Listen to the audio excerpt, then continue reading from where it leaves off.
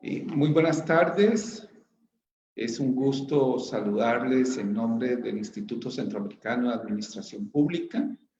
En esta tarde que vamos a hablar de un tema de gran relevancia en el contexto actual y futuro y que precisamente tiende a atender todo el tema que tiene que ver con cómo avanzar después de esta crisis actual en lo que es el análisis de escenarios futuros. Y así la conferencia que hoy tanto don Jean Paul Vargas como don Alberto Arias nos van a introducir en el mundo de métodos y herramientas para la construcción de escenarios futuros. Estamos en este momento dando la bienvenida a las personas participantes de los diversos puntos de Centroamérica y estamos esperando simplemente un poquito más ya para empezar formalmente la actividad. Entonces vamos a dar un par de minutos más, nada más para que terminen de ingresar el resto de las personas que estaban esperando la apertura de la sesión e iniciamos formalmente. Muchas gracias.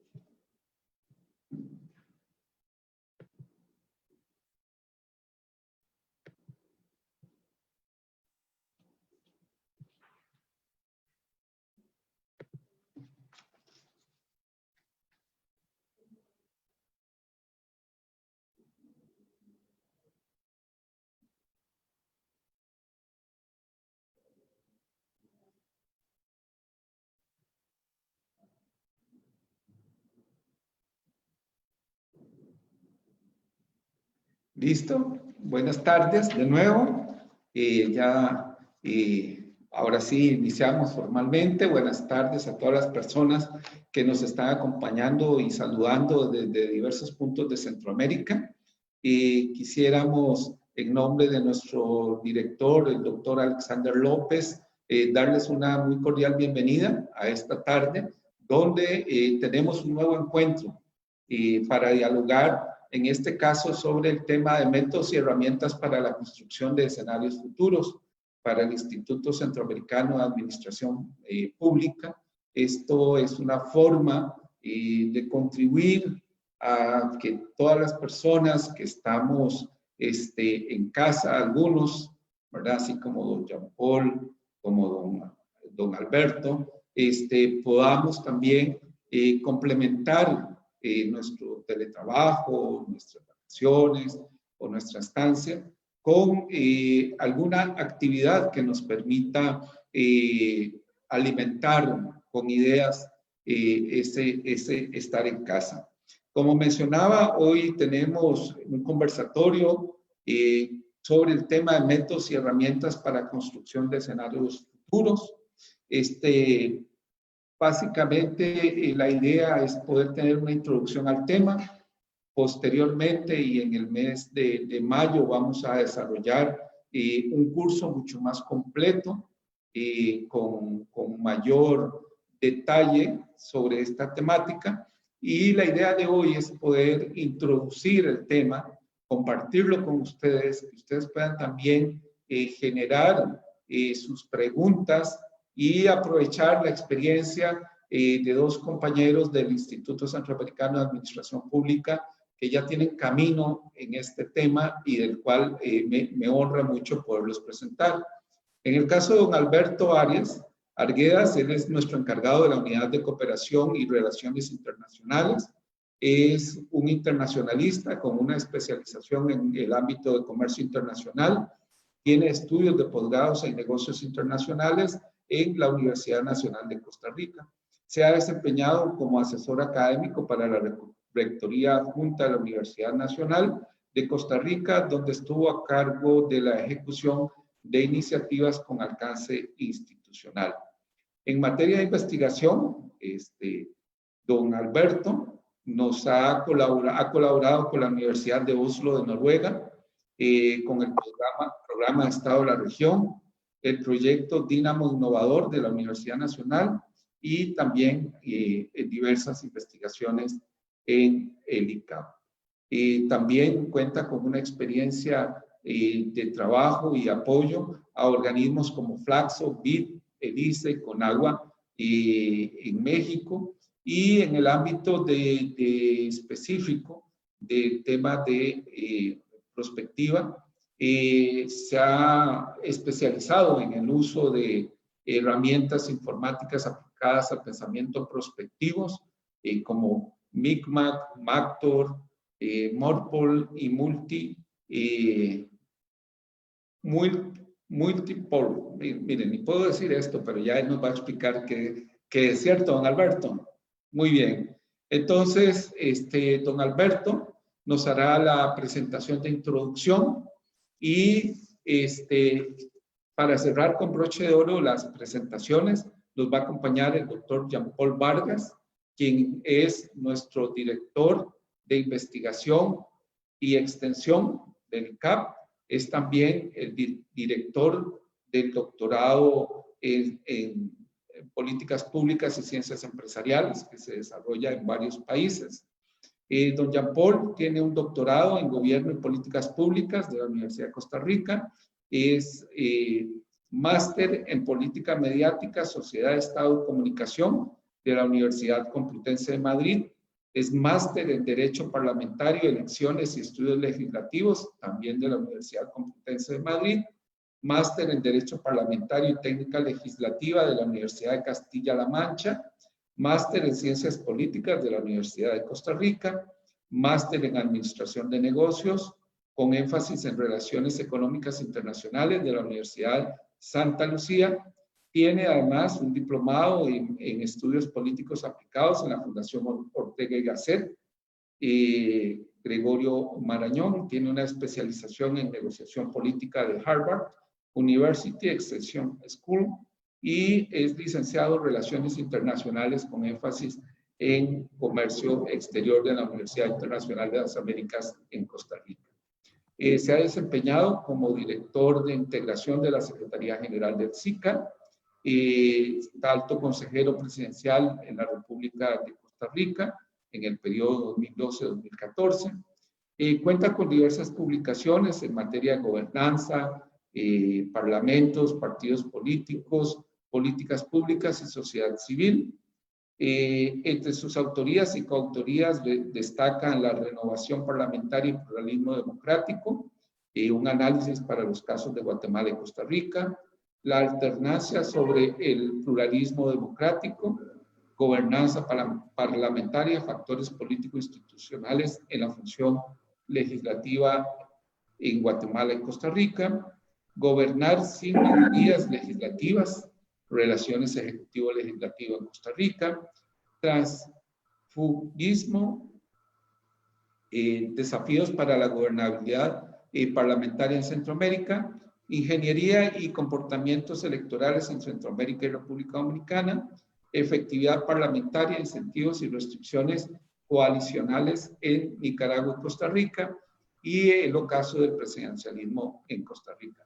En manos de estas dos personas con esta gran bagaje, vamos a poder abordar esta tarde este tema de métodos y herramientas para la construcción de escenarios futuros.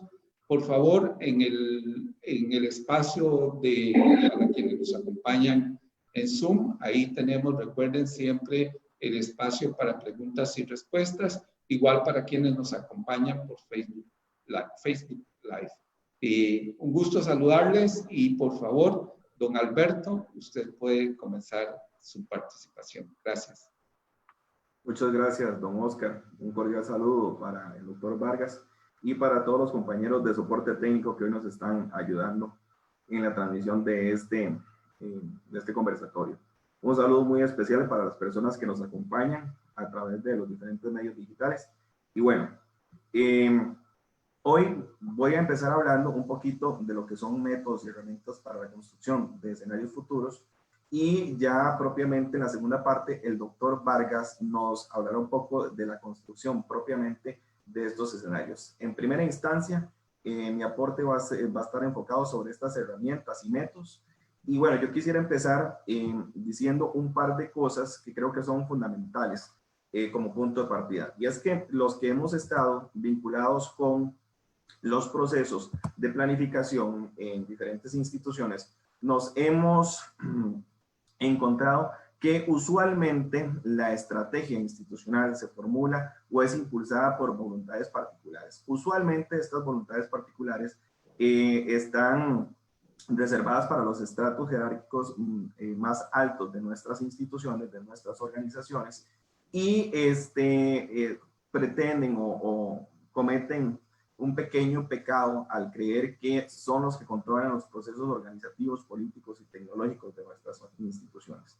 Esto hace que muchas veces los procesos de implementación de la estrategia en nuestras instituciones diste mucho de lo que se planeó, de lo que se quería alcanzar y lo que realmente alcanzamos. Y bueno, ejemplos tenemos un gran número, podemos citar lo que son incluso ejemplos a nivel nacional, lo que son las leyes. Muchas veces las leyes las pasamos por un proceso en la Asamblea Legislativa, son aprobadas, son puestas en práctica, pero nos damos cuenta que no contamos con la capacidad institucional para aplicarlas. En consecuencia, podemos decir que es letra muerta.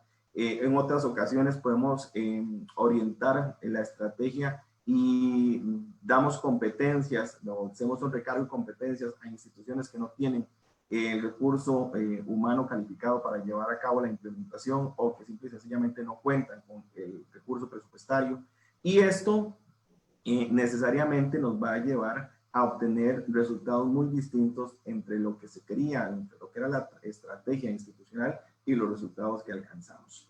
Entonces, si esta en muchos casos es la realidad que nos atañe, ¿cómo podríamos hacer para planificar la estrategia de una forma distinta? Lo primero, y es como dice el doctor Vargas en muchas ocasiones, duda.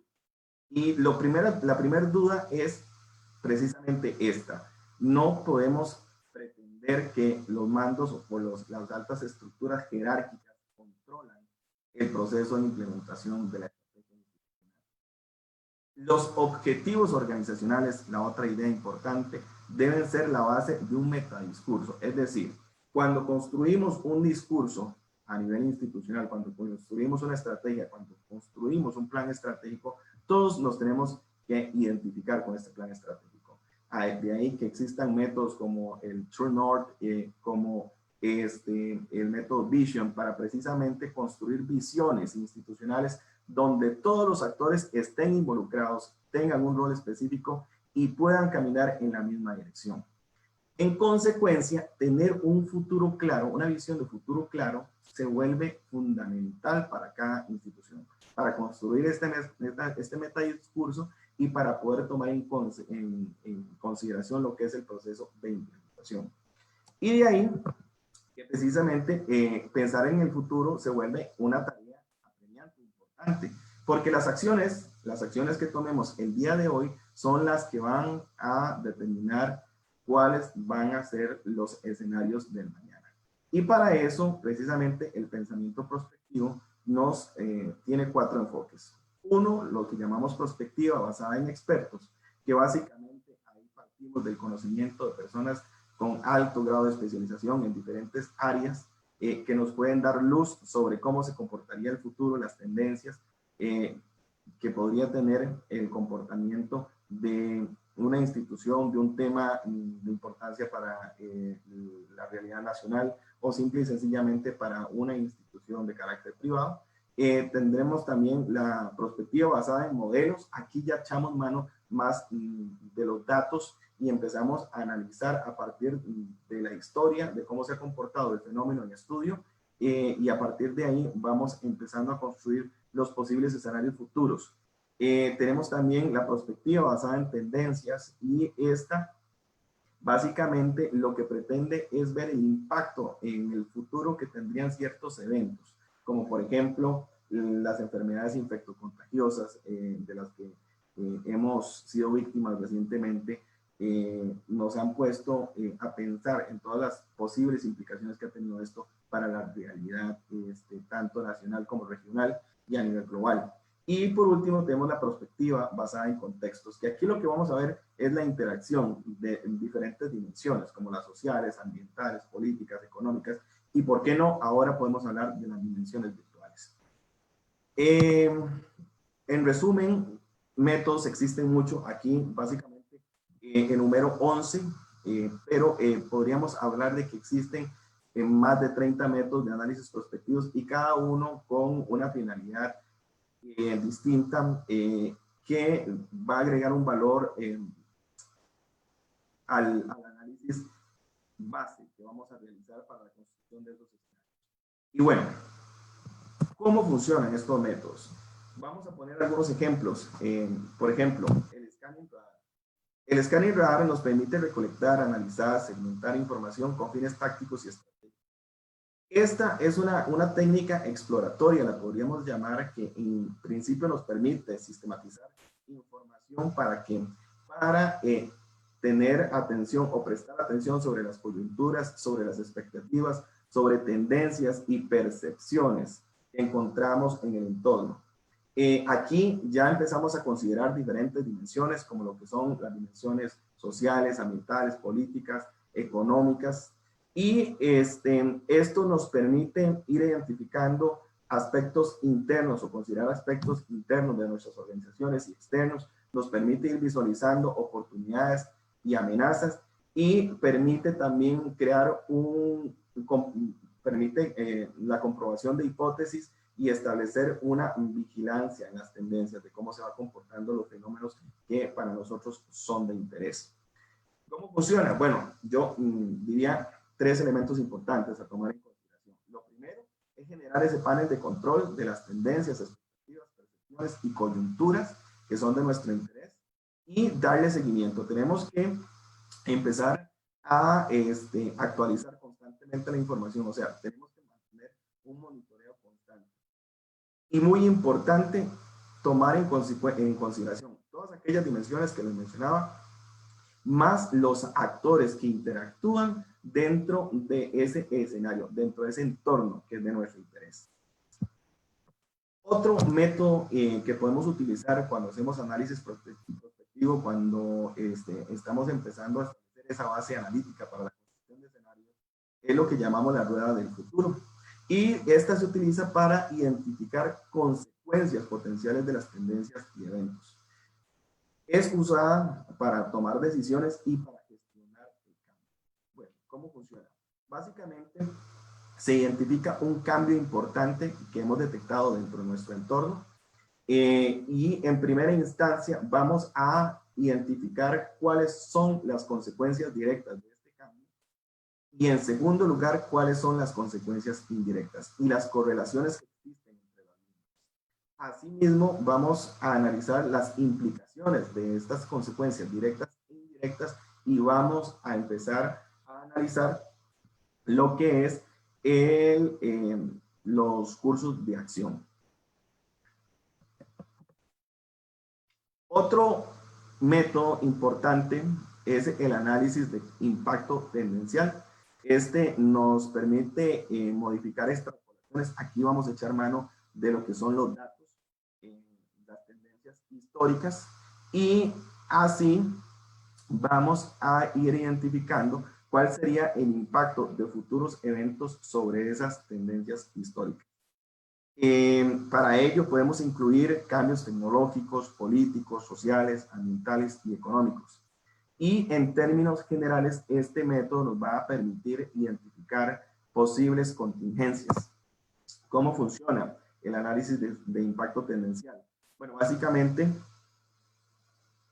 se ajusta una curva a los datos históricos para calcular la tendencia futura, y a partir del juicio de los expertos se prevé eventos futuros sin precedentes que puedan causar desviación en la tendencia.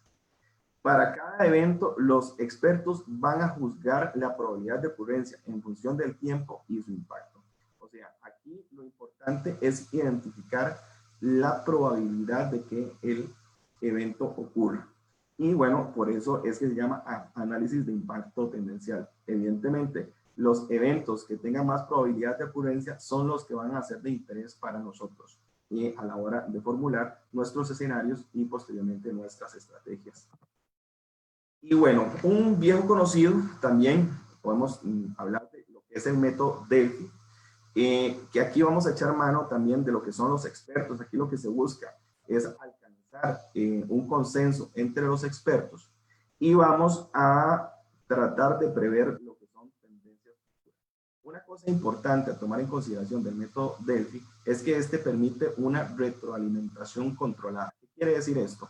Que básicamente vamos a hacer consultas a un grupo importante de expertos, pero ellos no van a saber quiénes serán los consultados. Es decir, con esto lo que evitamos es la confrontación de criterios.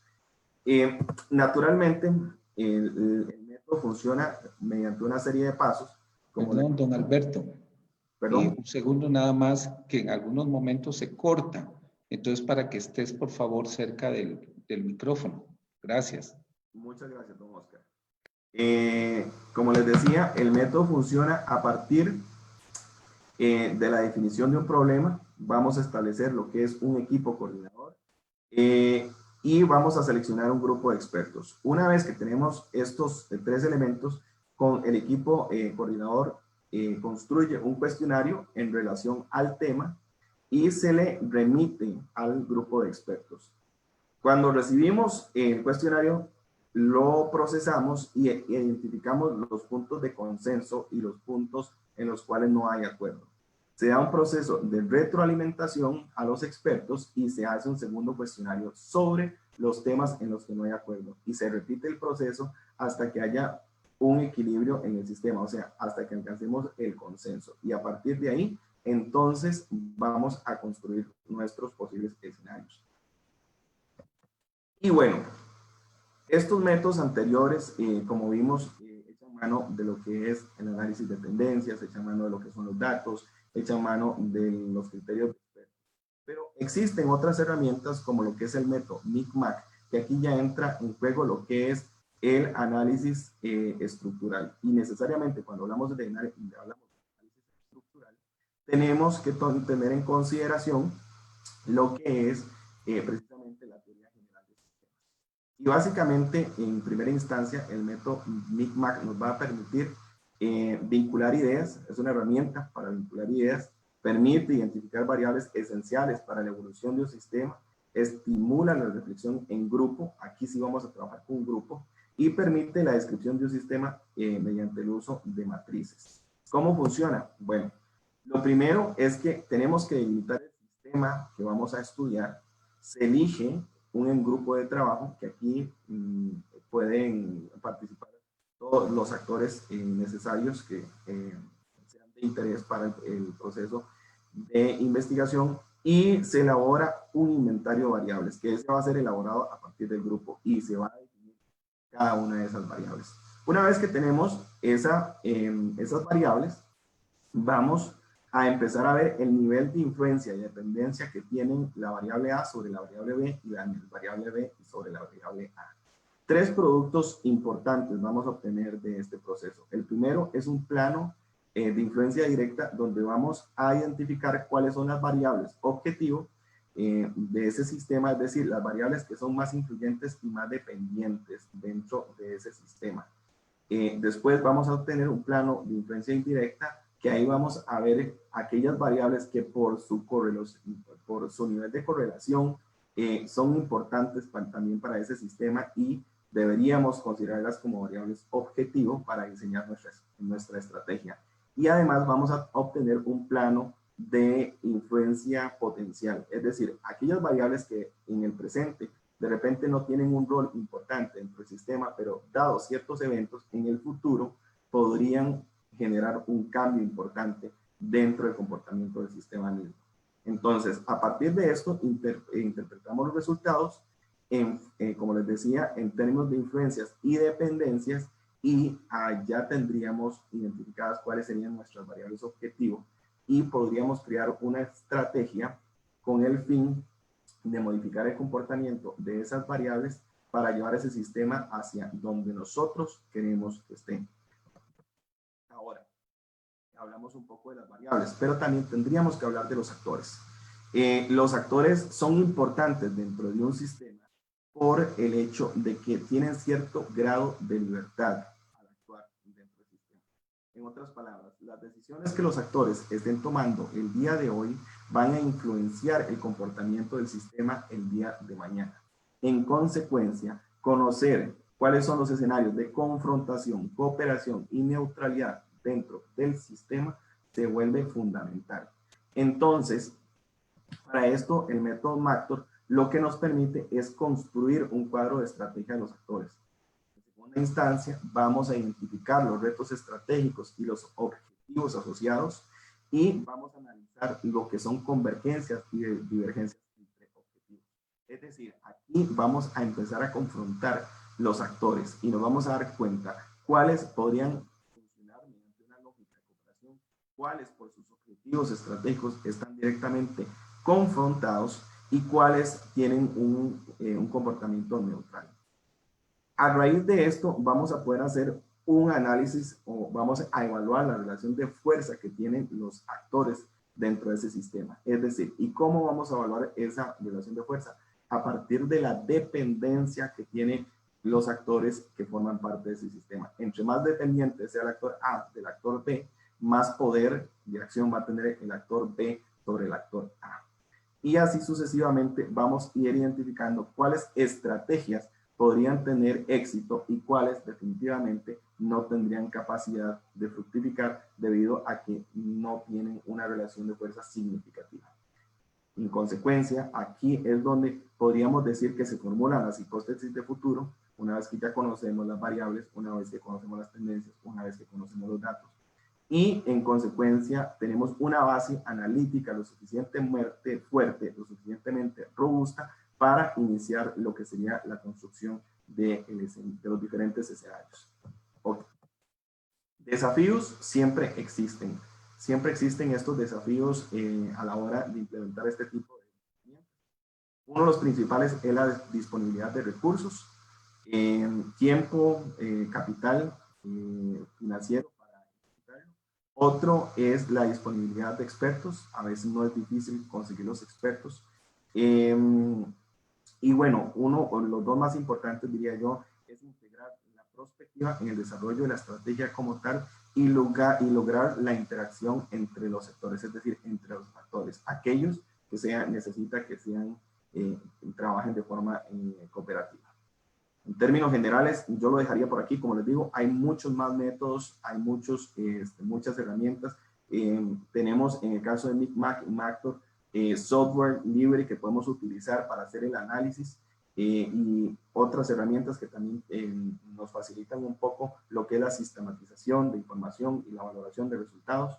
Pero por cuestiones de tiempo y como esto es un espacio ilustrativo, yo lo dejaría por acá para que el doctor Vargas nos cuente un poco acerca de cómo utilizar esta base analítica para la construcción propiamente de los escenarios. Muchas gracias. Sí, muchas gracias, don Alberto. Recordarle a todas las personas que nos siguen tanto en el Facebook Live como en el Zoom, que pueden plantear sus preguntas en el momento en que ustedes consideren oportuno, y que la idea es poder ir desarrollando un conversatorio, también aprovechando la rica experiencia de los dos expositores. Entonces ahora tengo el gusto y el honor de darle la palabra al doctor Jean-Paul Vargas. Por favor, don Jean-Paul. Sí, muchas gracias. Le solicito a mi colega Alberto Arias que por favor deje de compartir la pantalla.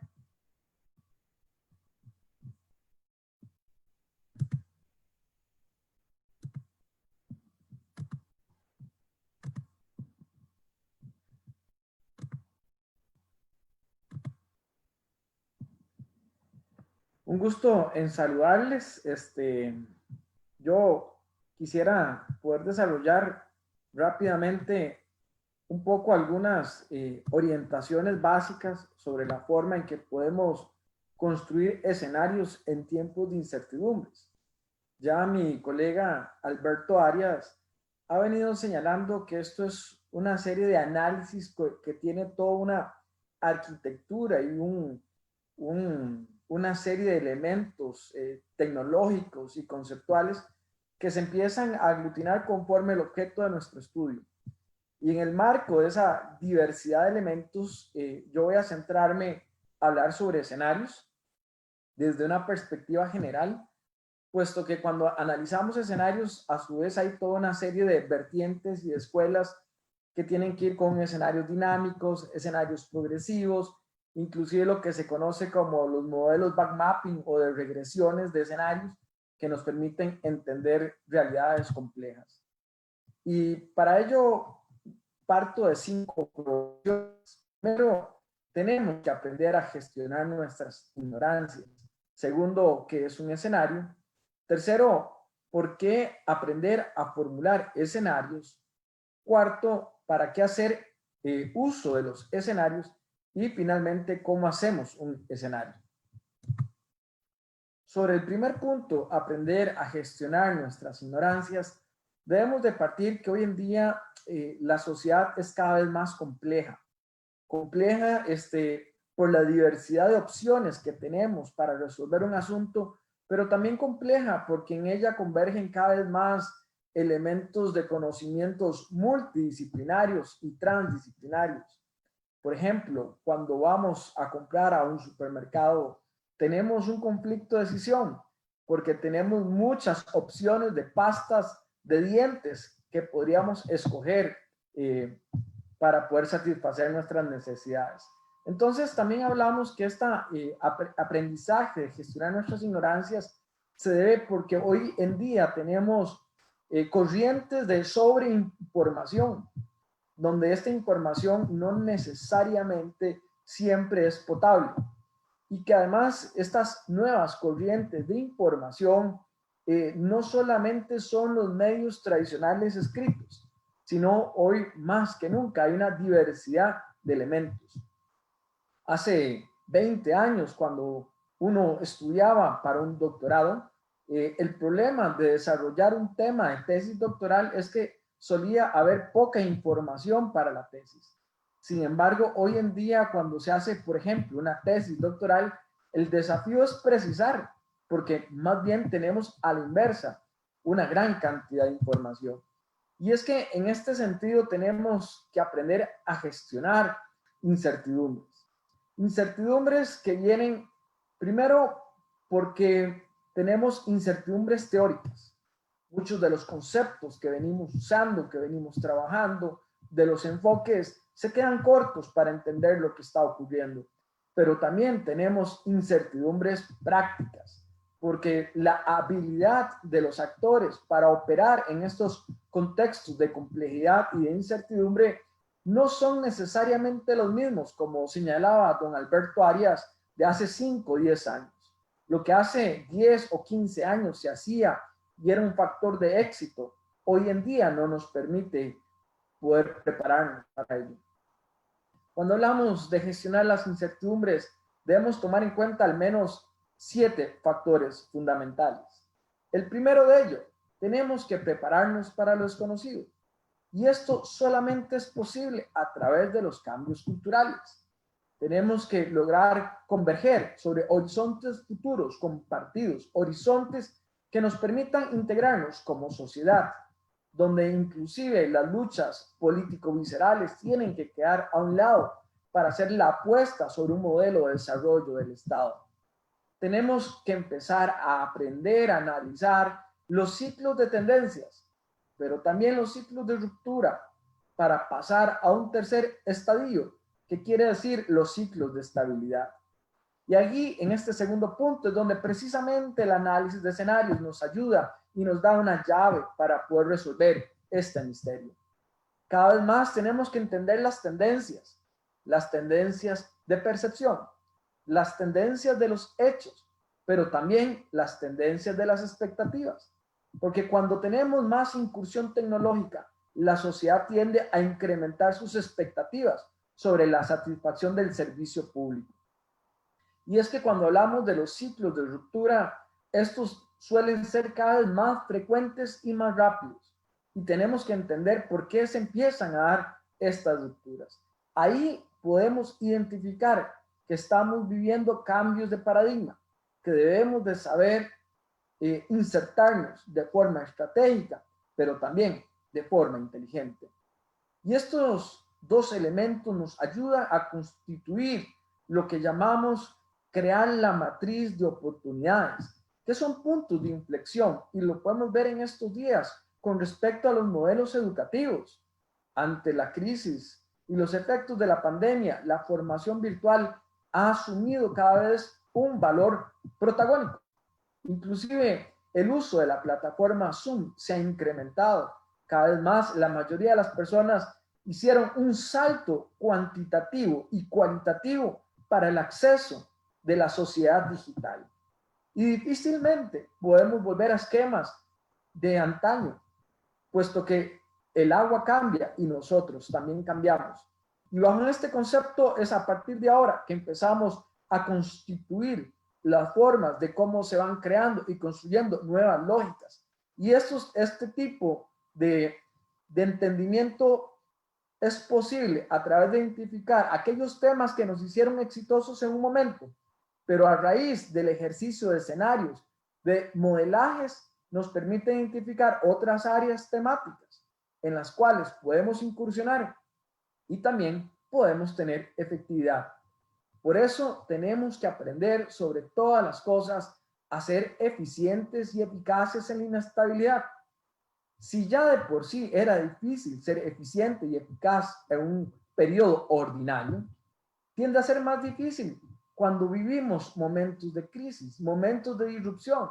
Pero es que esa capacidad de desaprender y reaprender es lo que nos permite estar adelante.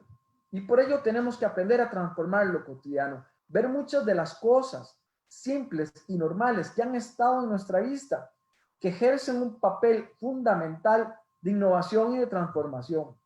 Y esto me lleva al punto de gestionar las ignorancias, porque cada vez es muy difícil que pueda conocer todos los ámbitos del conocimiento, porque la realidad tiende a ser más compleja, más incierta, y ante ello necesito poder relacionarme con otras personas que manejan otras áreas de conocimiento y poder construir ideas, procesos y lógicas conjuntas. Y a esto es lo que le denominamos entrenarnos en tiempos de cambio, donde precisamente el manejo de herramientas técnico-operativas como la generación de escenarios es eso, aprender para tiempos de cambio. Rápidamente, mi compañero Alberto les explicó los primeros elementos que podemos ver acá. Tenemos variables internas y tenemos variables externas, pero es muy fácil analizar 5 o 10 variables. Don Alberto les hablaba del MICMA como método que les permite inclusive hacer un análisis cruzado de una serie de variables estructurales que podemos llegar a 150, 180. Ese elemento del que se denomina análisis de variables, a partir de diversos programas, siendo uno de ellos posible el MICMA, nos genera dos elementos: poder hacer un análisis retrospectivo o un análisis de la situación actual. Un análisis de la situación actual buscando un análisis predictivo. Y esto a su vez me lleva el análisis del juego de los actores, que es otro programa que mi compañero Alberto desarrolló rápidamente, que es el MACTO. A través de una realización del MACTO, yo puedo pasar al ProExpert, que me permite ver juegos de hipótesis probabilizadas sobre las cuestiones claves para el futuro. Cuando ya yo tengo todas estas casillas desarrolladas, empiezo a trabajar escenarios, que es un poco lo que les voy a desarrollar. Prácticamente podemos decir que un escenario es una fotografía estática, parcialmente. Es una fotografía de una visión, pero como toda fotografía depende de la calidad del lente. del ángulo y sobre todo de la habilidad del fotógrafo. Es por ello que podemos ver que habemos muchas personas que tomamos fotografías y eso no nos hace en fotógrafos profesionales. Pues precisamente hay que prepararse y entrenarse para saber encontrar los ángulos, entender la luz y saber identificar diversas formas de fotografiar algo que genere un arte. Eso es construir un escenario, es ver ángulos diferentes, ángulos que inclusive son poco perceptibles, que nos permiten dibujar un pasado inmediato, un presente, pero sobre todo una serie de elementos de un futuro que está emergiendo y que en muchas ocasiones es poco perceptible para la mayoría de las personas. Cuando vemos que es un escenario, lo que tenemos que identificar como un punto de partida son lo que denominamos los conos de escenarios, que son equilibrios dinámicos, es decir, la desconfianza a lo formulado. ¿Qué tanta confianza o desconfianza tengo yo sobre los modelos de escenarios? Y es que muchas personas suelen construir escenarios como si fueran una fotografía estática, como un elemento en el tiempo y en el espacio fijo para considerar un futuro y no tiene esa capacidad de calibrarse, de readecuarse a nuevos factores y elementos. Por eso es importante que cuando se construyen escenarios, tiene que tener un andamiaje que le permite ese monitoreo dinámico e introducir variables que pueden reordenar, rediseñar o incluir posibles otros escenarios. Y ahí, básicamente, cuando trabajamos un escenario, lo que estamos pensando es en un tiempo oportuno, en el tiempo en que yo voy a tomar la decisión. Por ejemplo, si tengo un comercio y pago un alquiler y no sé si debo seguir pagando el alquiler o dejo de pagar el alquiler. ¿Por qué? Porque considero que mi actividad económica puede entrar en recesión 2 o 3 meses. Bueno, quizás lo mejor es dejar de pagar el alquiler, porque también es cierto que en 2 o 3 meses va a haber mayor oferta de alquileres de locales, con lo cual los precios van a bajar y puedo conseguir o un mejor local al mismo precio o el mismo local a la mitad del precio o menor. Por eso también tenemos que calcular cuáles son esos tiempos oportunos de acción. Y esto tiene que ayudarme a definir sobre ese gran esquema posible, identificar cuáles son los escenarios probables, que no necesariamente son los escenarios preferibles. Los preferibles es donde yo quiero llevar la situación. Yo quiero pasar de lo que es probable que ocurra a lo que sea preferible que ocurra. Y para ello identifico una serie de condiciones político-institucionales, de factores, así también como prepararme. Por ejemplo, ustedes están aquí hoy acompañándonos en esta sesión porque ustedes se están preparando para un mejor futuro. Están invirtiendo en la formación. ¿Por qué? Porque sabemos que van a haber momentos donde entre más formación y capacitación yo tenga, más preparado voy a estar para enfrentarme a una situación económica donde en algunos países se estima que el desempleo puede andar entre el 15 y el 40%.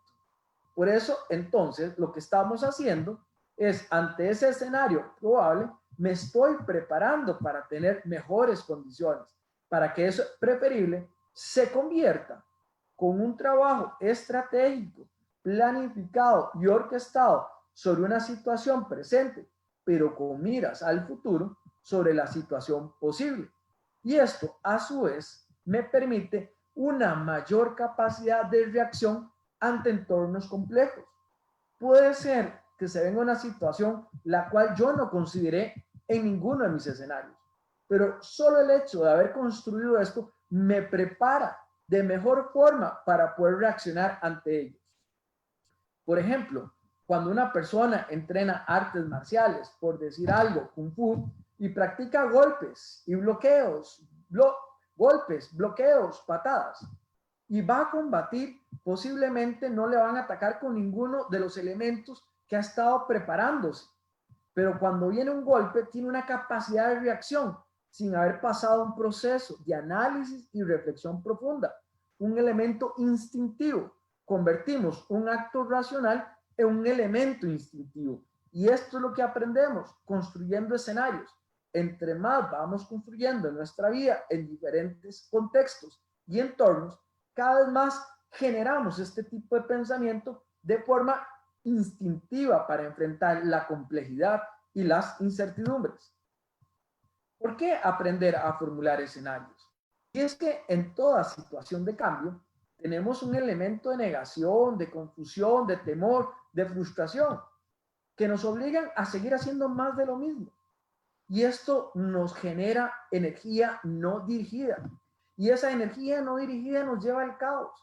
Las instituciones no pueden seguir trabajando igual, pero tampoco pueden tomarse mucho tiempo para analizar lo que está ocurriendo. Eso es lo que en algunas ocasiones en el ejercicio del gobierno ha costado caro, porque nosotros, los académicos, cuando vamos, queremos tener toda la información para tomar la decisión, pero la acción política exige tomar acciones y al mismo tiempo entender lo que está ocurriendo. De esta forma, puedo modificar esa curva para no caer en el caos, no caer en el conflicto y la aceptación, sino de la confusión pasar a mecanismos de confianza que son fundamentales para la gestión del cambio. Y es que la confianza se basa en predictibilidad, reglas de juego claras y capacidad. Si no tenemos estos tres elementos, no puedo generar confianza en el entorno que me acompaña, pero sobre todo tengo que saber comunicar lo que se quiere hacer, cómo se quiere hacer, por qué se quiere hacer, para qué se quiere hacer. Si no logro gestionar esa curva, entonces lo que tenemos es básicamente esta relación combinada, donde tenemos una fuerza caliente, por decirlo así, que es la aceptación, y una fuerza fría en torno al rechazo, donde vamos viendo el entusiasmo choca contra el shock, la asimilación choca contra la negación, la adecuación choca contra el rechazo, y esto al final me puede generar brechas más grandes o más pequeñas sobre adaptación o indiferencia a los procesos de transformación, que es algo fundamental. Entonces, ¿para qué hacer escenarios? Y es que hoy en día los problemas son complejos, necesitan soluciones radicales y necesitamos avances tecnológicos. Necesitamos avanzar hacia un gobierno digital de inteligencia de datos que permita hacer modelajes y con los modelajes poder construir escenarios, pero también con elementos éticos. Y es que estos problemas complejos requieren conocimiento, valores, competencia, pero además requiere de flexibilización, confianza y efectividad para poder tener una relevancia, una calidad y sobre todo que la oferta ofrecida sea próxima a lo que la sociedad necesita. Cuando trabajamos un escenario, la mayoría de elementos se centran en esta dimensión, que es lo conocido, que es una situación de análisis, donde el análisis de coyuntura de lo que está ocurriendo es una herramienta fundamental, o análisis de pasados inmediatos. Pero tenemos que lograr salir de la comodidad, de la zona de confort, de este punto de lo conocido, a irnos a lo imperceptible. Y para ello tenemos que empezar a identificar esas posibles derivaciones que vienen de lo conocido. Y a través de estas posibles derivaciones vamos identificando resultados esperados, aquellos resultados que consideramos son probables que ocurran. Esto es lo que llamamos la dimensión del inaccesible.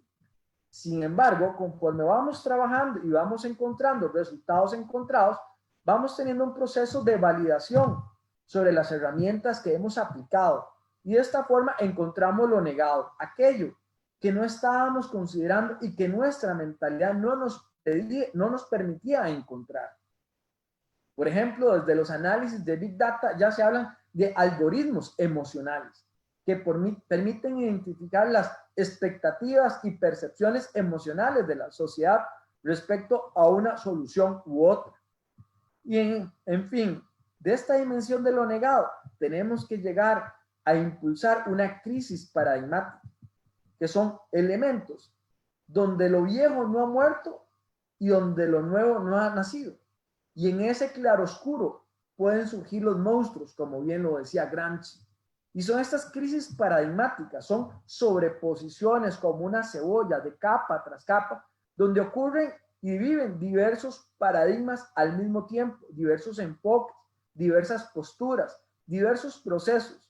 Y en esa crisis de procesos es donde yo puedo identificar cuáles son los más ventajosos, cuáles son esos vientos de cambio que debo de montarme sobre ellos, no para que me lleven a donde les da la gana llevarme, sino saber dirigirlos como si fuera una tabla de surf para que me lleven al punto donde yo quiero llegar. Por eso es que cuando hablamos de hacer escenarios, se necesita una creatividad imaginativa, que sea capaz de ver más allá y no lo pasemos por un juicio de racionalidad que limita la creatividad. Al contrario, tenemos que tener ese amplio abierto, sin entrar en juicios ni prejuicios de valores y mucho menos de costos económicos, puesto que al final de cuentas son formulaciones. Ya en su momento, de forma posterior, haremos una valoración bastante objetiva de cada uno de ellos, pero en la fase creativa hay que dejar que fluyan. Por eso hablamos de la disrupción. Y esta es importante entender las percepciones, las alternativas y también los límites. Es gestionar, crear realidades y sobre todo integrar experiencias. Y de esa forma podemos construir una ruta de un futuro aspirable. ¿Cómo hacemos entonces un escenario? Básicamente lo tradicional, lo que usualmente conocemos, es este modelo, el 1 o el 2. El de un futuro lo suficientemente claro, que es un contexto de certidumbres. Pero hemos dicho que ya lo público vive un contexto de incertidumbres. Estos escenarios suelen ser poco probables y básicamente son productos o de estructuras muy jerárquicas o muy tecnócratas que tienen una claridad operativa de lo que quieren ir. No estoy diciendo que estos escenarios no sean válidos. En algunos temas pueden y deberán de seguir manteniéndose. Pero bueno, es una forma donde prácticamente se identifica la mejor opción y solo es. El segundo formato es el más tradicional, el árbol de decisión, donde vemos diversos escenarios. Puede ser del más conflictivo al menos conflictivo. Algunos otros prefieren de lo menos conflictivo a lo más conflictivo. Y pueden tener derivaciones. Por ejemplo, si don Oscar me va ya a cancelar el uso de la palabra o no, ¿verdad? Si don Oscar me va a dar una prórroga en el uso de la palabra. O si don Oscar está muy contento con su taza de café. Y ahí vamos viendo ese entramado de escenarios. Finalmente, el modelo que apuesta el ICAP es un modelo que se denomina el abanico de futuros potenciales, que no busca encasillarnos en 1, 2 o 3 escenarios, sino lo que hacemos es ampliar esa frontera de temas futuros. Si, por ejemplo, aquí veíamos solamente el tema del comercio, del café y el comercio de azúcar, le damos un valor tecnológico y ya empezamos a hablar de comercio y producción de otros tipos de bienes y servicios. Es ampliar las fronteras del conocimiento. Y para poder ampliar esas fronteras del conocimiento se requiere capacidad, innovación, creatividad y sobre todo pensamiento disruptivo. Y finalmente hay un último modelo de escenarios que es producto cuando se carece del conocimiento adecuado y de las herramientas adecuadas, que se conoce como los modelos de auténtica ambigüedad, donde básicamente no se sabe para dónde se quiere ir y cualquier camino me lleva a Roma.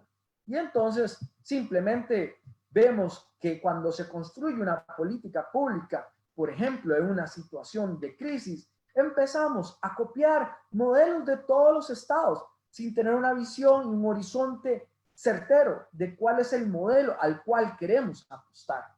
Este escenario, que no digo que sea de los países centroamericanos, pero sí en algunos contextos, lo que hace es frustrar intentos porque se va trabajando los recursos y la energía por un sentido y luego se decide moverse a otro sentido y luego se regresa y se va a otro sentido, creando frustraciones cada vez mayores en las y los colaboradores y agotando la capacidad y la forma en que operan las instituciones.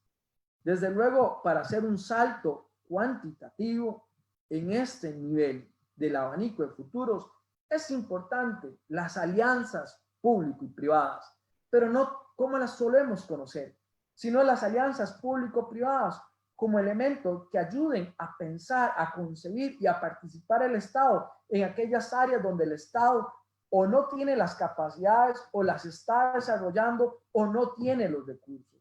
Estamos pensando entonces en alianzas donde los otros actores tengan algo que aportarle al Estado. Sin embargo, este no es un tema para desarrollar en este momento. Cuando hablamos de cómo hacer un escenario, tenemos un gran debate y es un debate que lo podemos vivir quienes hemos estado en las universidades en diferentes ámbitos y contextos, puesto que existe una gran tensión entre cuando a una persona se le enseña a aplicar una herramienta de escenarios, se le transmite ese know-how, la saben aplicar y la conocen al dedillo y son especialistas en esa herramienta, versus aquellos que conocen la problemática y la visión y tienen un conocimiento y saben que para resolver un problema puede utilizar una herramienta o la otra. Y eso es un poco lo que estamos trabajando nosotros en el CAP. No estamos pensando en fortalecer el know-how, sino generar el conocimiento para que los mismos actores puedan desarrollar las capacidades que necesiten o puedan identificar dentro de una oferta de elementos tecnológicos cuál instrumento es más adecuado para cuando tenga que tomar una decisión en un momento determinado. Y esto se conoce, y lo hablaba don Alberto, como prospectiva. Aquí es donde los escenarios nos ayudan. Es una herramienta menor, como cuando empecé a desarrollar esta presentación, que lo que necesita básicamente son sistemas de información relevantes. Y cuando hablamos de estos sistemas de información, de esta minería de datos, no me refiero única y exclusivamente en estadísticas, tampoco única y exclusivamente en documentos, puesto que hoy el conocimiento tiene diversos formatos y modalidades. Conferencias en YouTube navegan con una gran capacidad de ideas de lo que está pasando en este momento y posiblemente los artículos especializados los vamos a ver dentro de 3 o 6 meses posteriores. Los artículos de opinión. En fin, las mismas redes sociales nos nutren sobre esta información. Por eso tenemos que desarrollar intentos sistemáticos que nos ayuden a profundizar tendencias, que es parte de este análisis de escenarios que les estoy tratando de transmitir. Y esta investigación aplicada ahora desde una perspectiva ya no tanto descriptiva, sino predictiva, junto con las tecnologías emergentes, me deben de llevar hacia una cultura de innovación.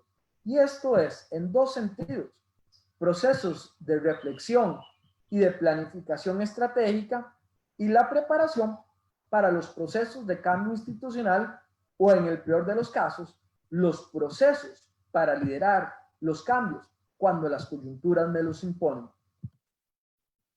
De ahí que en términos simples podemos decir que cuando hacemos un escenario, tomamos en cuenta el análisis de amenazas y el análisis de vulnerabilidades. Tomamos en cuenta la confianza, pero también la capacidad de cohesión. Las amenazas, las explícitas, las potenciales y las subyacentes. Las capacidades de cohesión internas y externas. Las vulnerabilidades también en ambas dimensiones. Y esto es un elemento fundamental para generar más o menor confianza. Y aquí podemos decir que podemos identificar matrices que me llevan a escenarios temibles, escenarios tendenciales, cuáles son las tendencias y en dónde me pongo yo, los escenarios pesimistas, que es un poco menos malo que el temible. Tenemos el escenario optimista, que es cómo les saco el mejor jugo al análisis tendencial y lo que llevo para entrar en ese escenario optimista, donde la mayoría de modelos de análisis se centran. Pero nosotros hablamos de los escenarios deseables. Es decir, porque la tendencia vaya hacia un punto, yo puedo seguir jugando con las tendencias, puedo trabajar, o podemos ver qué condiciones hago para mitigar las tendencias. ¿Qué condiciones hago para tener una flexibilidad jurídico-institucional que me permita adecuarme a esas tendencias? Y finalmente, para concluir, tenemos que determinar cuáles son los parámetros de cambio y cuáles son los parámetros de estabilidad. ¿Qué elementos potencian o desaceleran la posibilidad de cambio? ¿Qué factores pueden contribuir a que mi estabilidad se mantenga o se acelere un momento de inestabilidad? Y eso depende si estamos hablando de un comercio, de una administración pública, de mi vida personal. Y estos elementos me llevan a la identificación de esos factores de riesgo, que son los factores de hoy, como los factores potenciales, así como los elementos que permiten que los factores potenciales de riesgo que están dormidos puedan emerger a una mayor o menor velocidad. Y esto además tengo que tomarlo en cuenta los tiempos oportunos para la acción estratégica. ¿Cuáles son esas arenas, esos territorios donde se van a dar los procesos? ¿Qué actores intervienen? Por ejemplo, hoy en día se debate mucho que las políticas públicas tienen que tener una soberanía intergubernamental, porque yo para tomar una decisión estratégica, una política económica o una política de salud, necesito entender cómo en otros contextos las han venido aplicando.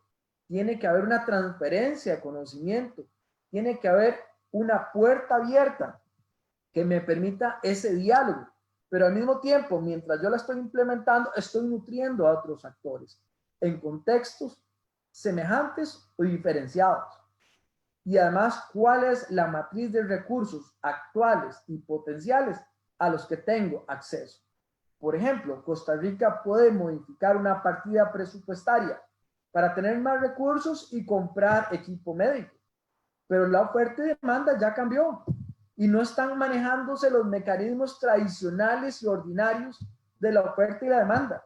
Y aunque Costa Rica tenga una orden de compra, el vendedor decide anular esa orden de compra porque le va a vender el mismo producto al doble del precio a Guatemala.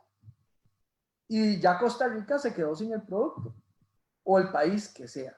Y esto me lleva a entender entonces las dimensiones económicas, ambientales, de seguridad, las dimensiones de geopolítica, geoeconómica, las dimensiones político-sociales a un nivel local, nacional, regional. Y cuando hablo regional me refiero, digamos, a un conjunto o un subgrupo de países y a un nivel de escala todavía mayor, para entender cuáles son las declaraciones, las opiniones, las políticas, las directrices, cuáles son las estrategias, cuál es mi propia capacidad institucional para adecuarme, qué mecanismos de coordinación necesito generar, los procesos de implementación y los monitoreos para hacer cambios oportunos en los tiempos oportunos, cuáles son los resultados esperados al corto, mediano y largo plazo.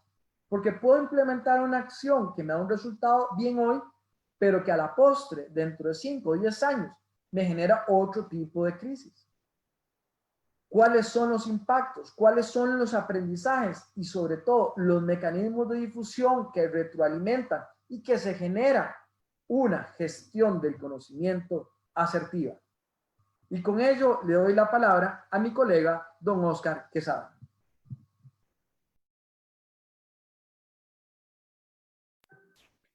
Muchas gracias, don Jean Paul. Muchas gracias, don Alberto. Tenemos algunas preguntas y un poco la primera iba dirigida a don Alberto en términos de que si, qué tipo de herramientas, ¿verdad? Existían o existen tecnológicas para la operativización de los métodos que mencionaste al principio. Tal vez si podrías ampliar un poquito sobre ese tema. Yo quería comentar, porque las personas han preguntado bastante sobre el tema del próximo seminario en el marco del chat, comentarles que, por ejemplo, varios de estos temas se van a ver en una forma ampliada. Tenemos, por ejemplo, vamos a ver los marcos alternativos de pensamiento, cuáles son los métodos exploratorios, entrar a profundidad sobre el análisis estructural de variables correlacionadas, el análisis estructural de variables, hablar del equilibrio de poder entre los actores, el equilibrio de la construcción de escenarios. Vamos a profundizar un poco más la conferencia que hoy ya nos ha brindado tan excelentemente doña Paul, y también hablar de cómo presentar esos resultados de los análisis prospectivos. Más adelante vamos a volver con algunos datos que también nos están solicitando, pero Alberto, y también nos preguntaban por ahí, yo sé que vos hablaste del método Delphi, si podrías referirte un poco más a ese método, por favor. Sí, muchas gracias, don Oscar. En relación a las herramientas, existen bastantes. La gran mayoría son de acceso libre, las pueden encontrar en línea. No obstante, si no conocen el método, poco les va a servir la herramienta. Tienen que aprender a utilizar bien el método para poder entender cómo se utiliza la herramienta. En el caso de Micmac y Mactor, que fueron las dos que mencioné anteriormente, hay una versión para descargar en el sistema operativo Windows, y para lo que son usuarios Mac y Linux, pueden utilizar la versión en línea. Además, lo que es la escuela francesa, Michel Godet, tienen otras herramientas importantes que las pueden explorar, y que, bueno, también los podríamos explorar más adelante, ya sea en un curso dentro de la institución o en el marco del diplomado que tenemos también en análisis prospectivo. En relación al método Delphi, bueno, el método Delphi es muy amplio, existen muchas variaciones. Como les decía, en principio el método en realidad parte de la importancia del método radica en la selección de los expertos y en la construcción de los cuestionarios, y eso precisamente para eso son los cursos dentro de la institución, para aprender a construir esos cuestionarios y los diferentes mecanismos que aseguren la calidad de la aplicación del método. Además de que, como le decía, el método tiene diferentes variaciones, entonces, en consecuencia, creo que sería mucho tiempo para podernos referir con propiedad a todo lo que significa Delphi, y creo que eso sería más rico hacerlo en el marco de lo que sería, ya sean los seminarios o el diplomado que es especializado en análisis prospectivo.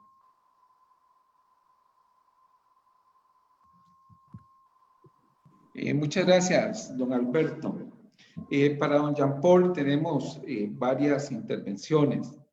La primera de ellas, don Fabián Vargas, dice que si la calidad de vida de una comunidad no depende de los gobiernos, este cambio debe venir desde nuestros hogares ante un nuevo escenario. ¿O será que el gobierno debe dar las herramientas necesarias para los cambios en los escenarios actuales? Esa es una, no sé si querés responder, y luego te comento un par de observaciones y comentarios que hace don Luis Alberto Cordero, e invitamos a las demás personas participantes que puedan formular sus preguntas en este espacio. Muchas gracias. Muchas gracias, don Oscar. Vamos piano, paso a paso. Y un saludo a don Luis Alberto Cordero, que nos ha estado sintonizando con el cariño y el afecto. Don Luis Alberto es para mí como un padre y fue uno de mis principales mentores en lo que es el entendimiento de lo público y la política. Así que me agarro duro de la silla cuando él hace un comentario, porque puede que me vaya a zafar y me vaya a trabar como buen maestro.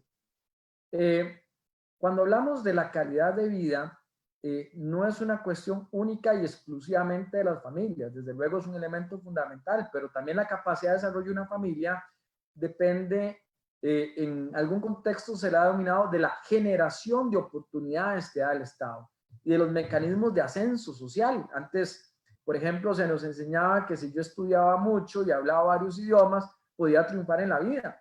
Hoy eso ya no es una condición.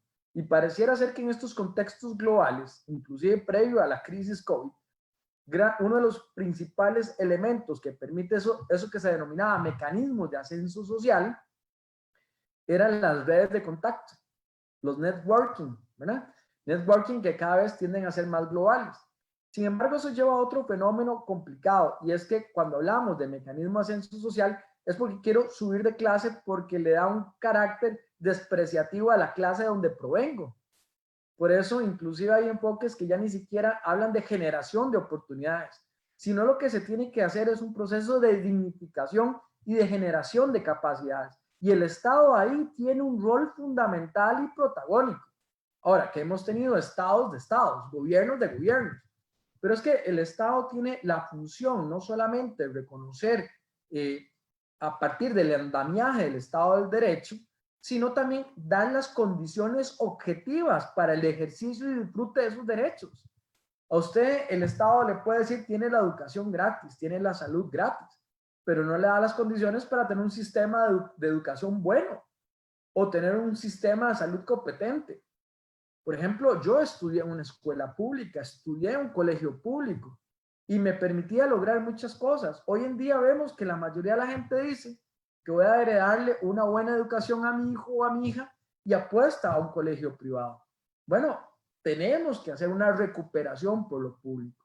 Y es que en este espacio quizás también lo que ha habido es cierta forma de desaprender y de dejar la política como un elemento fundamental. Y tenemos que recuperar la política, pero no me refiero a la política electoral, sino a la buena política. Y en este sentido, la política, lo público, los asuntos que nos afectan a todos y todas. Es que hoy en día, y hablando de escenarios, cuando yo vaya a votar, no simplemente voy a dar el voto al que tiene el mejor selfie o a la persona que habla más bonito o cuenta mejores chistes. Es que quien vaya a gobernar va a determinar el futuro del país y las capacidades que tiene para hacer el ejercicio del gobierno. Pero también tenemos que fortalecer las administraciones públicas. ¿Por qué? Porque las administraciones toman decisiones vía política pública para hacer regulaciones, para distribuir los recursos públicos o redistribuir los recursos públicos. Por eso esa calidad de vida también depende del tipo de políticas públicas. Y le vuelvo a comentar a don Fabián, mire, antes del COVID, la mayoría de políticas públicas, casi en todos sus contextos, se formulaban pensando en un público meta, con instrumentos específicos, llegar a resultados específicos. Ese modelo que don Alberto Arias al inicio de esta conferencia decía que son muy personalistas. Pero ese modelo de política pública, lo estamos viendo en el último mes y medio, es un modelo ineficiente, ineficaz e incapaz de entender las realidades presentes y futuras de este país y lo que queremos para mejorar. Y cuando digo país, el que sea de Centroamérica o de América Latina. Estoy hablando desde una perspectiva teórica. ¿Por qué? Porque hoy cada vez más las políticas públicas tienen que ser entendidas en un entramado de múltiples políticas, donde el andamiaje institucional parece ser más una cobija que amarra que un proceso de flexibilización para atender esas demandas sociales y adaptarnos a esas coyunturas. Y además tenemos que verlo en un espectro en donde tenemos cuál es la visión de horizontes a los que queremos alcanzar.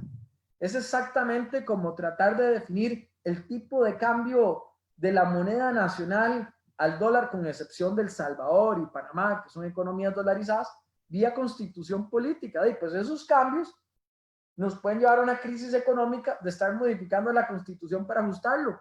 Bueno, necesitamos que el marco jurídico tenga cierta irreversibilidad relativa, es decir, esa capacidad de mantener elementos y tener una flexibilidad para adecuarse en un marco más integrado del diseño de todas las políticas que genera el Estado y que se dan satisfacción. Por ejemplo, en el año 2008, la crisis del 2008 lo que llevó fue a una serie de políticas de austeridad. Y los sectores más afectados con este modelo de políticas de austeridad fue el sector educativo y el sector salud. Y curiosamente, hoy el sector salud es uno de los más estratégicos para poder enfrentar esta crisis. Muchas gracias, don Jean Paul. Y entonces agárrese fuerte, que aquí van las participaciones de don Luis Alberto. Un gusto, don Luis Alberto, que nos acompañe. Dice, ¿puede nuestro modelo de Estado adaptarse al rigor que demanda el uso de herramientas para la construcción de escenarios futuros, acostumbrado como está a la gestión de lo inmediato? Y la segunda intervención de don Luis Alberto, que tanto para Jean Paul como para don Alberto, dice, nos está enseñando esta emergencia sanitaria lo necesario para abrazar el cambio que demanda la formulación de políticas públicas en todos los campos. Don Jean Paul y luego don Alberto. Como quieran, si quieren le doy la palabra a don Alberto Arias y luego entro yo.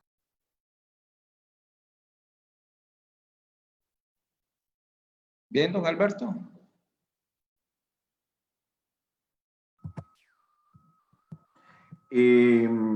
La segunda pregunta, don Oscar, que es que no la tengo en pantalla, ¿me la puede repetir si es tan amable?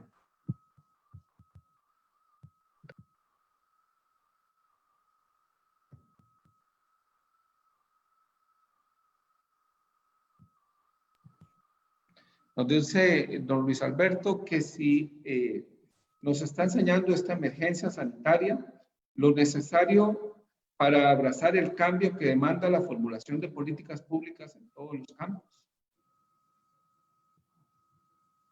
Sí, creo que, bueno, el otro día comentábamos un poco sobre ese tema.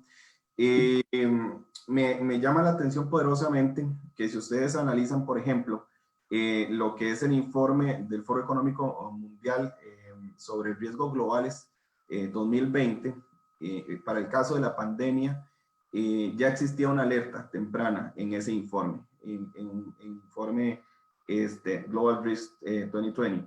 Y básicamente nos decía que era un riesgo global de alto impacto y de una probabilidad también alta, aunque no tanto como lo que eran los riesgos generados por el cambio climático y lo que son ataques cibernéticos. ¿Por qué toco estos tres temas? Efectivamente, estas crisis que estamos viviendo son crisis que ya habían sido señaladas por diferentes instituciones, organismos multilaterales en relación a lo que estamos expuestos en el mundo contemporáneo en el que vivimos. La pandemia hoy nos está golpeando y estamos teniendo un accionar que parte de la reacción del fenómeno como tal, pero no de una actitud previsoria. Y creo que eso es lo más importante de tomar en consideración. Cuando hablamos de prospectiva, eso es uno de los elementos más enriquecedores. El valor agregado, esa capacidad previsoria hubiera sido fundamental para que los gobiernos, las instituciones públicas, no solo en Costa Rica, sino a nivel latinoamericano, hubiesen preveído los mecanismos necesarios y que no nos hubieran tomado, digamos, con la guardia baja. Lo mismo, el informe de riesgos globales nos dice que hay una serie de temas que están siendo desatendidos que tendrían impactos directos y necesariamente nos está señalando algo que ya de por sí se sabía. Nos está enseñando que tenemos que estar preparados para estos eventos que muchas veces son contraintuitivos a la toma de decisión a nivel político, ¿verdad? Entonces, tenemos que pasar de este modelo reactivo a uno preventivo. Yo creo que sí, yo creo que es necesario. ¿Existen las capacidades a nivel de las instituciones? Me gustaría pensar que sí existen esas capacidades técnicas a nivel de las instituciones y si no, básicamente hay que construirlas, porque los efectos que ha tenido el COVID en lo que es la dimensión económica, la dimensión social, son bastante apremiantes. Y de igual manera serían los efectos que tendría, por ejemplo, elementos relacionados con el cambio climático o elementos relacionados con lo que es el tema de ciberseguridad. Entonces, completamente absolutamente de acuerdo. Perdón, Jean-Paul, ya vamos con vos, pero justamente, Alberto, sobre ese tema que te referías al final, hay un par de preguntas. La primera también de don Juan Rivas, que dice cómo son construidos cómo son construidos los escenarios en el análisis prospectivo. ¿Lo producen los programas informáticos o hay participación de la opinión humana? Y si es así, ¿es necesario un perfil especial para los usuarios del análisis prospectivo? Y también le preguntan directamente a usted, ¿cuál considera usted la más adecuada? Y dice, tomando en cuenta la serie de herramientas en materia de análisis del impacto tendencial, ¿cuál considera usted la más adecuada para reajustar las planificaciones de gobierno ante la pandemia? Saludos desde Guatemala. Y volvamos luego con Jean. Bueno, en relación a la construcción de escenarios, siempre vamos a tener los sistemas simple y sencillamente nos van a ayudar a lo que es la sistematización de la información. Por decirlo así, el corazón del análisis que vamos a hacer en cualquier sistema va a depender de la información que introduzcamos. Y en eso el factor humano es fundamental. Entonces, no es que simple y sencillamente el sistema es el que va a construir el análisis. No, nosotros somos los que vamos a construir el análisis, pero el sistema nos va a ayudar a organizar ese análisis para saber qué cosas pueden ser de importancia y qué cosas no. En relación a lo que mencionas, creo que el análisis de modelos estadísticos, o bueno, que ya mencionábamos hace un poco, los modelos de comportamiento histórico, para mí serían los más funcionales en este momento para determinar cuáles son las medidas a tomar en términos de salud. En términos de reactivación económica, habría que utilizar otras herramientas. En términos de salud, evidentemente, ya vamos conociendo un poco lo que es el comportamiento del virus. Tenemos datos que nos dicen que tenemos una primera oleada, una segunda oleada. Tenemos también información suficiente para saber que el comportamiento exponencial, dependiendo de las medidas, puede ser muy grave, de mucho impacto para las poblaciones a nivel nacional, o podría ser más moderado si mantenemos el distanciamiento social, si mantenemos la política de teletrabajo y de poca movilidad. Pero si lo dejamos por la libre, tendríamos impactos significativos. Entonces, en este caso, los datos numéricos serían los que nos podrían orientar en la toma de decisiones. En relación a lo que ya aspectos de carácter económico, ahí sí que creo que, y eso es una de las grandes ventajas del análisis prospectivo, es que nos permite hacer ensambles de diferentes metodologías. Y entonces, aparte de ello, construir una lógica distinta de analizar, una lógica contraintuitiva. Actualmente estamos, por ahí veía una pregunta muy importante relacionada con el tema de la virtualización de los negocios. Hoy por hoy, posiblemente los negocios que están teniendo un mayor auge o que se están viendo beneficiados, porque en cada crisis hay quienes pueden ser beneficiados y hay quienes pueden ser afectados. Precisamente son los negocios que tienen el 100% de sus operaciones a nivel virtual. En consecuencia, este tipo de política pública que impulse, por ejemplo, la digitalización de lo que son microemprendimientos, podría de alguna forma generar un proceso de reactivación, aunque sea lento, dentro de lo que son las economías. ¿Por qué? Porque básicamente el mercado ya no tiene la capacidad de libre movilidad como la teníamos anteriormente. Entonces tenemos que a través de la virtualidad crear las condiciones para ¿qué? Para que el comercio, ¿verdad? Sea organizado de una manera no personal, pensaría yo. Pero como te digo, esto implica un conjunto importante de metodologías y trabajar con equipos especializados que nos permitan de alguna forma construir un modelo diferente de mercado, porque en el que estamos actualmente, si lo que queremos es salvar vidas, necesariamente vamos a tener que mantenernos en casa un poco, una cierta cantidad de tiempo más. Muchas gracias, don Alberto. Por favor, don Jean-Paul. Muchas gracias. Voy a abordar tanto la pregunta de don Luis Alberto Cordero como la que hace nuestro colega Benjamín de El Salvador, preguntando un poco sobre la ausencia de políticas públicas que favorezcan este elemento de gobierno digital y de construcción de escenarios y cómo se puede hacer ello. ¿tiene los estados centroamericanos las capacidades? Depende de los sectores. Por ejemplo, cuando revisamos los estados de Centroamérica, encontramos en términos generales más o menos capacidades. Por ejemplo, los ministerios que tienen que ver con la parte de comercio internacional tienden a ser muchos de los sectores muchísimo más especializados y profesionalizados en comparación con otras áreas de la administración pública. ¿Y a qué se debe esto? Se debe a un proceso de saber captar talentos, de saber entrenar a las personas, de capacitación y de transferencia de habilidades. Entonces, la primera pregunta no es si tendrían o no la capacidad, sino si existe o no la voluntad. Pero una voluntad no solamente de un gobierno de turno, sino de lograr una trazabilidad para que indistintamente del gobierno esto sea una práctica recurrente de la gestión pública. Y es que la gestión pública tiene que cambiar y debe cambiar. Y debe cambiar porque la sociedad cambia. Y la sociedad cambia y cambia la política. Y cambian las formas de interrelación, las demandas, las necesidades, las expectativas. Lo que nosotros veíamos como futuros lejanos, futuros distantes, nos damos cuenta que vivimos tiempos donde un aspecto o algo que ocurra en Asia puede tardar 2 o un mes o mes y medio para que nos genere consecuencias o beneficios a nosotros. Es decir, hay una interconexión. Por ejemplo, hemos visto cómo alrededor del continente americano hay una serie de buques petroleros estacionados y que cuestan alrededor de $30,000 cada uno de esos buques que están ahí estacionados.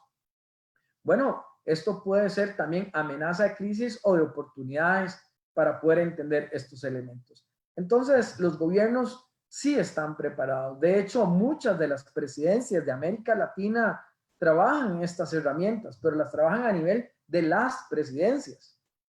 Es decir, los equipos de asesoría presidencial tienden a utilizar todo este instrumental y trabajar y laborar de una forma más o menos profesional, pero generan este tipo de análisis para poder asesorar la agenda estratégica de la presidencia. Y luego, en términos generales, puede ser que el gobierno no ha logrado incentivar o generar adecuadas políticas que ayuden a esa transformación digital. Pero es que tenemos que ver el contexto actual, por eso tenemos que salirnos de los esquemas tradicionales de pensamiento, que no es que porque el gobierno lo hace ya todo lo demás ocurre. Veámoslo a la inversa. Los países asiáticos hace 7 años, hace 5 años o más, entraron en un proceso donde desarrollaron gobierno digital, gobierno inteligente, ¿verdad? Y desde este gobierno digital empezaron a crear la economía digital y a fortalecer las empresas a insertarse en la economía digital. Y crearon las condiciones para ello. Y también facilitaron las condiciones de una sociedad digital. Estamos hablando que hace 10 años muchos gobiernos desarrollaron políticas para generar conectividad, internet gratuito en muchos municipios para poder hacer uso de todos los servicios públicos del municipio y del estado sin costo alguno por estar utilizando el internet. Y eso se da en muchos municipios en Europa, no solo en Asia. Bueno, hay una estrategia, hay una visión. Sin embargo, como suele ocurrir en los temas de innovación tecnológica, tenemos los usuarios tempranos, tenemos los usuarios tardíos, tenemos los rezagados y los que casi llegan al uso de la tecnología ya cuando se hizo un salto a otra tecnología.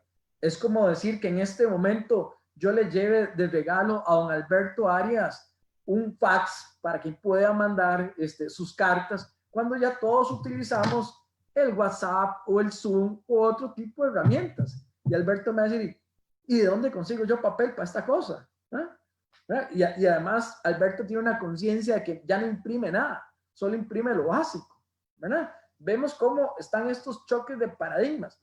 Bueno, pues resulta ser que esta situación en América Latina ha obligado a un proceso de aceleración de la sociedad digital. Y muchas empresas, muchos negocios pequeños han tenido que incursionar en la economía digital aún sin el apoyo del Estado, sea del gobierno central o del gobierno local. Inclusive empezamos a ver muchas experiencias donde mercados que no pueden abrir por las medidas de distanciamiento social han hecho plataformas virtuales, llevan sus productos, las personas escogen lo que quieren comprar y ya sean los productores o servicios constituidos por el gobierno municipal dan los servicios de distribución, especialmente para aquellas personas que por razones de vulnerabilidad no pueden salir a la calle. Y entonces vemos cómo esas fuerzas son autónomas, pero al mismo tiempo son sistemáticas entre sí. Y las recuerdo, economía digital, sociedad digital y gobierno digital. Mientras que en los países asiáticos hubo un gobierno digital que logró atraer y desarrollar esa economía y esa sociedad digital. En países como América Latina estamos viviendo que la economía digital y la sociedad digital están atrayendo a que el gobierno se modernice.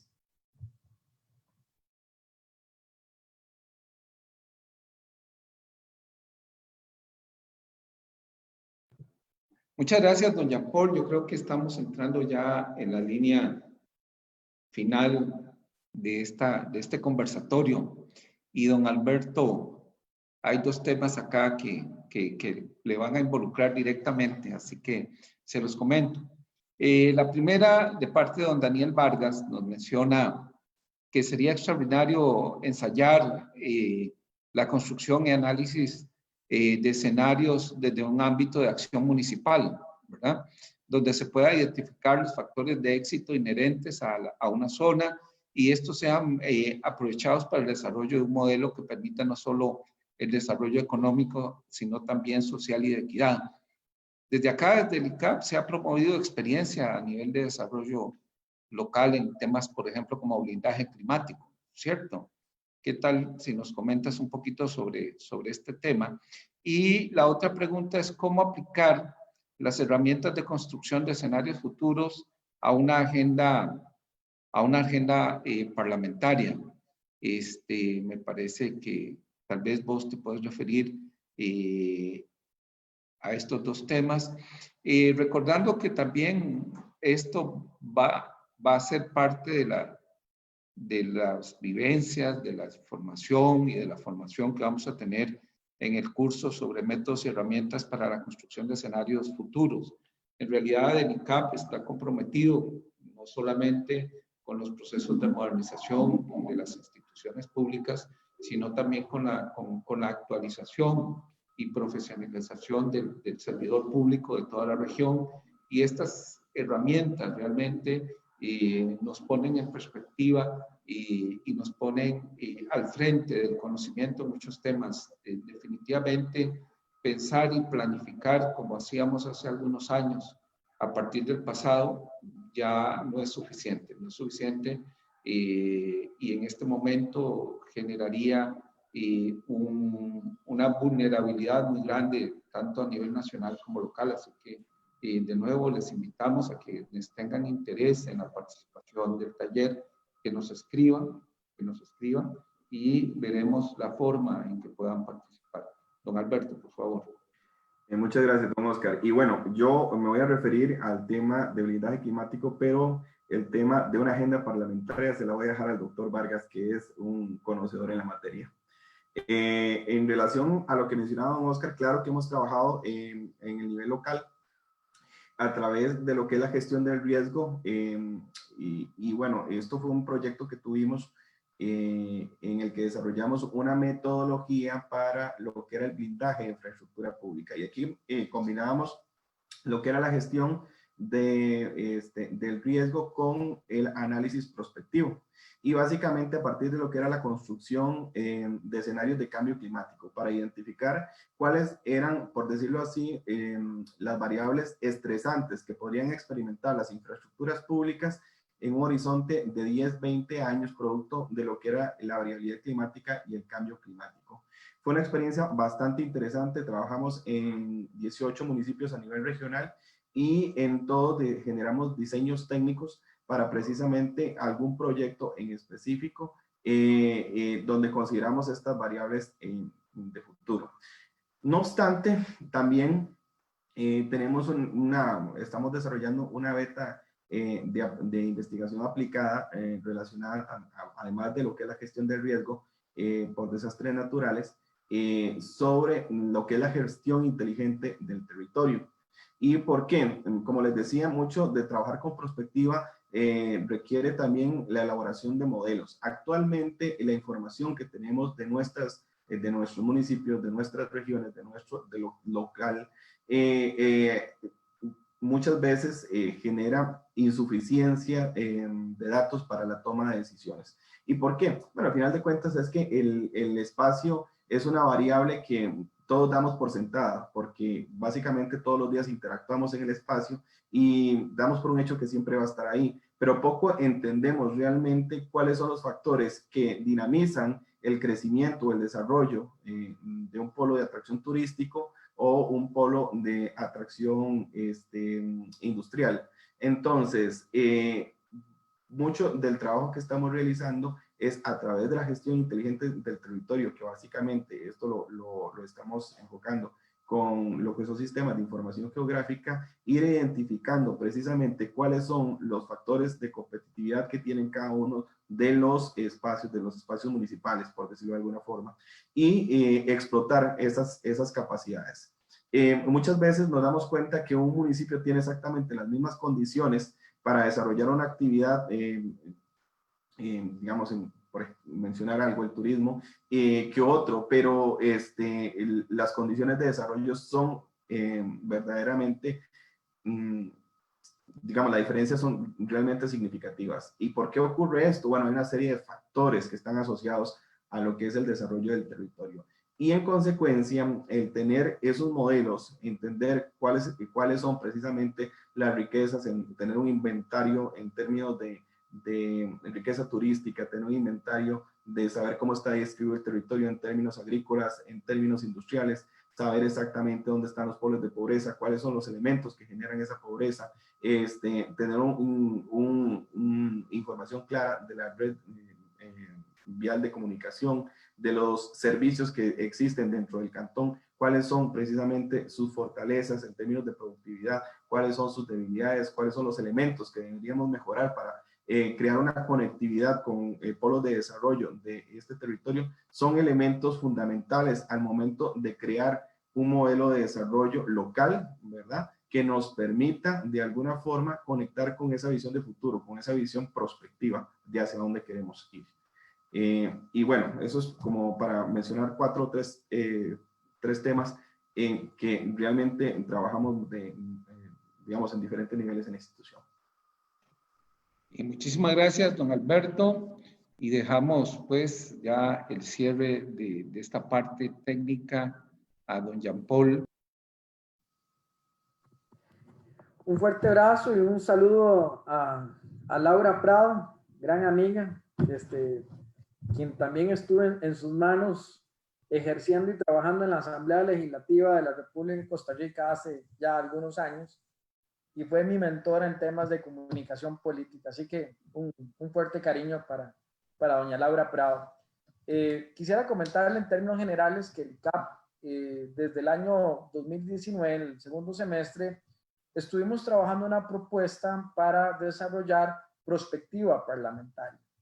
Esto es una iniciativa que se ha venido trabajando en conjunto con el doctor José Tudela Aranda, que es el secretario general de la Fundación Manuel Jiménez Abad de Estudios Parlamentarios Autonómicos de las Cortes de Aragón. Y con ellos hemos venido trabajando temas, debates, pensando no en el parlamento ideal, sino el parlamento real. ¿Y cuáles son esos desafíos para que el parlamento tenga una capacidad de insertarse en los cambios que las democracias actualmente exigen? Desde luego fue un proceso que formulamos antes de la crisis, pero que con la crisis toma cada vez mayor urgencia.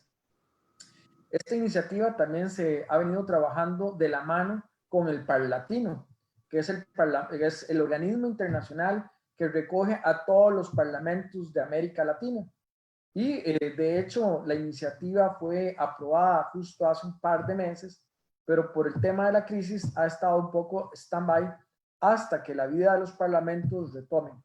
Es un programa de formación sobre este tema de prospectiva parlamentaria y tiene como finalidad poder capacitar a 2 representantes por cada uno de los parlamentos, congresos o asambleas legislativas, según sea la denominación o cámaras bajas de cada uno de los países, más los senados.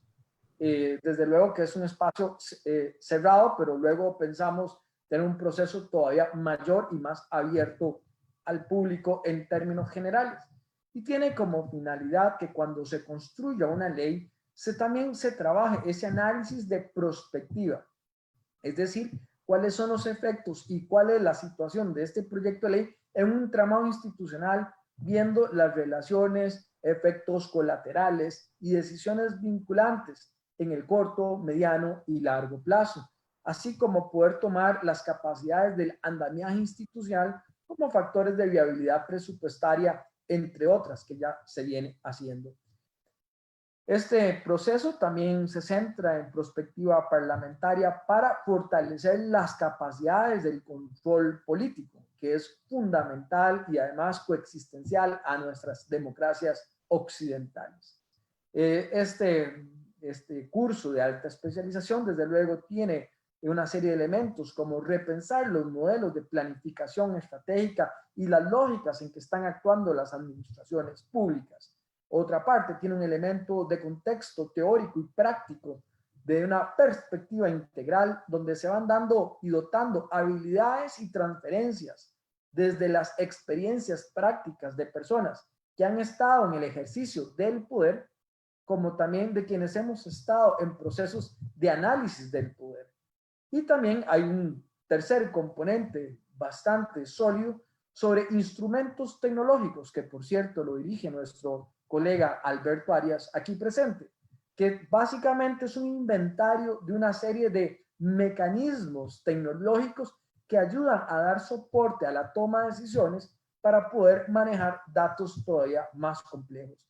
Y desde luego tiene otra serie de elementos que con mucho gusto se los podemos compartir a doña Laura Prado y hacerle partícipe de este proceso formativo. Muchas gracias, doña Paul. Muchas gracias, don Alberto. Muchas gracias a todas las personas que nos han acompañado desde diversos puntos de Centroamérica, República Dominicana. Definitivamente creo que la crisis actual nos deja con la gran duda de cuál va a ser la nueva normalidad una vez que superemos esta crisis que ha tocado los aspectos menos impensados a nivel no solamente de nuestros países, sino a nivel del mundo. Pero en esa nueva normalidad, ¿no?, que se va a determinar en los próximos meses, cuidado no años, podemos ser simples espectadores o también podemos pensar en que ese futuro posible, considerando escenarios, considerando un análisis prospectivo, puede ser también influenciado y construido desde otras perspectivas. Así que les agradecemos nuevamente a todas las personas que han participado. Acá conmigo se encuentran doña Mariana Bejarano y doña Stephanie Alfaro, que han sido parte muy importante junto con don Diego Estrada, que por ahí está escondidito, pero que son parte del equipo ICAP y a quienes les agradecemos mucho esta actividad. Así que muchísimas gracias a todas, a todos, y esperamos y estamos a la disposición de ustedes para apoyarles. Está planteado el taller para poder profundizar, pero por favor, quienes estén interesados, por favor, escríbanos y resolvemos cualquier tema para garantizar su participación. Mucho gusto y buenas tardes. Muchas gracias.